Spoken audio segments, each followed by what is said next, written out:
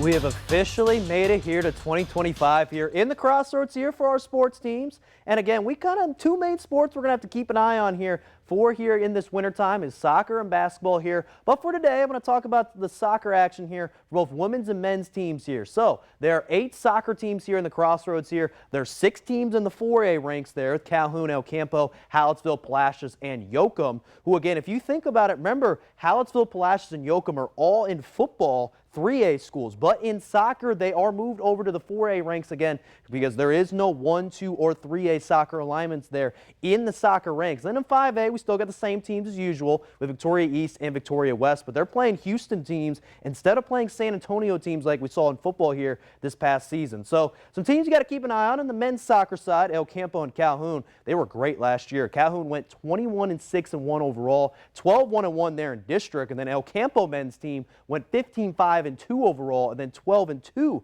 there in district. And then for the women's side, El Campo women's team went 18-7-1, and then they got 10-3 in district. So, and then Victoria West girls team, you can't sleep on them either. They're 14-7 overall, 7-2 there in district. And again, but it's going to be interesting to watch here what teams are going to make a run here. Again, these games are going to start next week here for the regular season for both men's and women's soccer teams here in the Crossroads. Now, earlier today, we saw a classic in the Chick-fil-A Peach Bowl between the Texas Longhorns and the Arizona State Sun Devils. And again, Texas started off this game very fast. How about this player from Quinn Ewers stepping back, going deep there, DeAndre Moore Jr. for the touchdown, and Texas would get on the board there early 7-0. And then after a 75-yard punt return touchdown there from Silas Bolden, Arizona State, they fought back. Cam Scadaboo, their running back there for Arizona State, threw a touchdown pass, then also got a nice touchdown run as well. This game went to double overtime, and Texas, they would hang on for the victory there, 39-31. They're going to be playing in the Goodyear Cotton Bowl Classic here,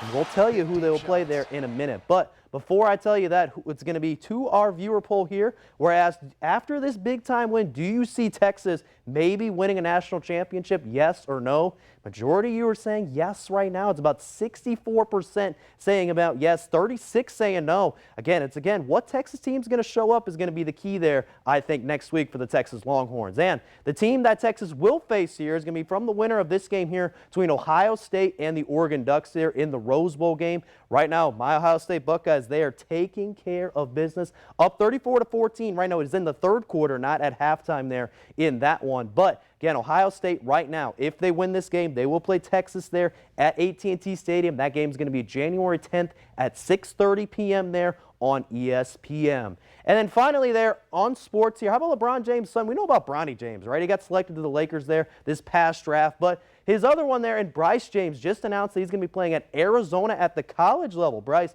just like Bronny, played at high school at Sierra Canyon High School, and again, was a top 20 prospect there in 2025. So just congrats again to Bryce and the entire James family there for this massive news. That's going to do it here in sports. Don and Shauna, back to you.